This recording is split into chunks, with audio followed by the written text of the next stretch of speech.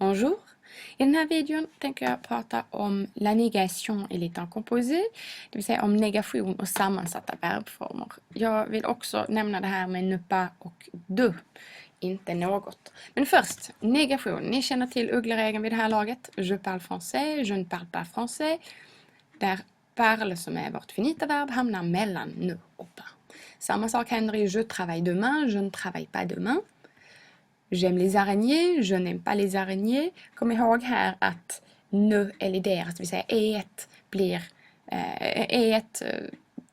försvinner och ersätts av en apostrof när nu står framför en vokal här. Je n'aime pas, man säger alltså inte je ne aime pas utan je n'aime pas.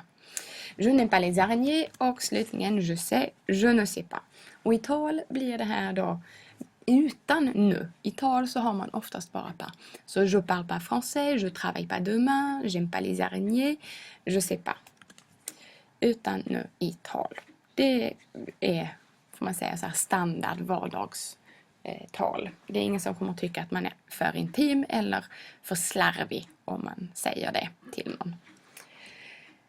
Hur blir det då med sammansatta verbformer?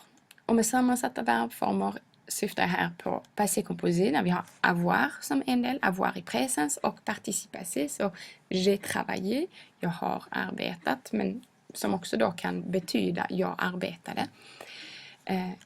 Och också futur proche som har aller i presens plus infinitiv, je vais travailler.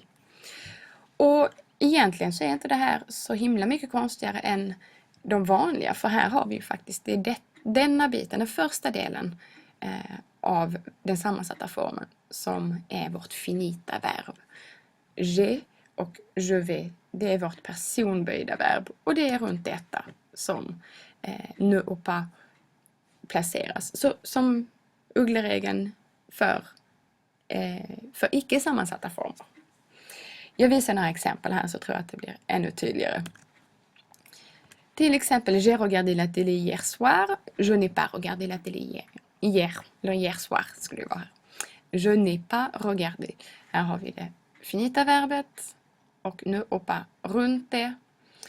Och sen så kommer participe passé här efteråt. Il est allé au cinéma hier, il n'est pas allé au cinéma hier. Samma sak där fast vi har être som hjälpverb. Så placeras ne och pas runt être efteråt. Je vais regarder la télé ce soir.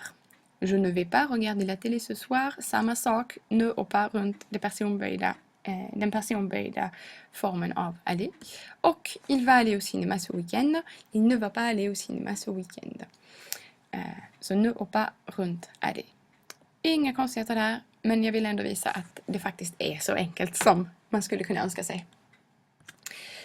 Då vill jag också säga några ord om ne pas tillsammans när man vill säga att inte något, så ne pas och de. Till exempel, tu as des frères? Non, je n'ai pas de frère.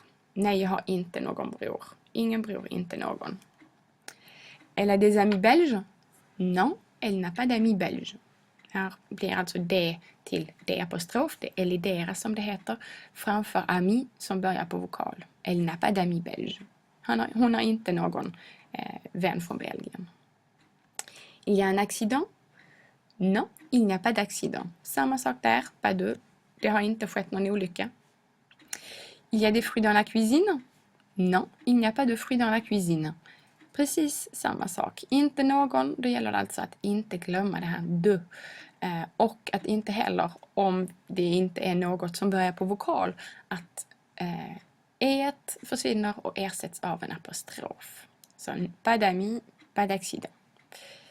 Det var allt. À bientôt!